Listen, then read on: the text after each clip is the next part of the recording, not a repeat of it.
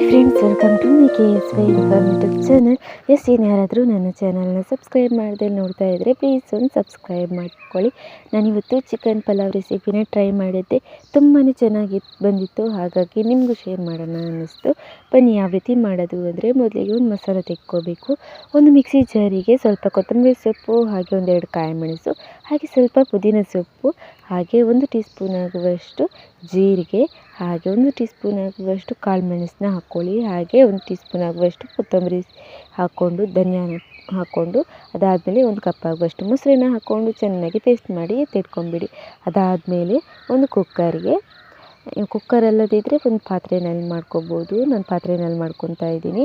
2 spoon ಆಗುವಷ್ಟು ಎಣ್ಣೆ, 1-2 ದೊಡ್ಡ ಗಾತ್ರದ ಈರುಳ್ಳಿನ ಹಾಕ್ಕೊಂಡು, ಚಕ್ಕೆ, ಲವಂಗ, ಏಲಕ್ಕಿ, ಸೋಂಪು, ಹಾಗೆ ಶುಂಠಿ ಬೆಳ್ಳುಳ್ಳಿ ಪೇಸ್ಟ್ನ ಹಾಕ್ಕೊಂಡು ಚೆನ್ನಾಗಿ ಫ್ರೈ ಮಾಡ್ಕೊಬೇಕು.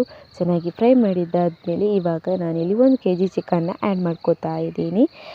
ಹಾಗೆ ಇದಕ್ಕೆ ಅರಿಶಿನ, ಹಾಗೆಯೇ ರುಚಿಗೆ ಎಷ್ಟು ಬೇಕಾಗುತ್ತೆ ಅಷ್ಟು ಉಪ್ಪನ್ನ ಹಾಕ್ಕೊಂಡು ಚೆನ್ನಾಗಿಯೇ ಮಿಕ್ಸ್ ಮಾಡ್ಕೊಬೇಕು.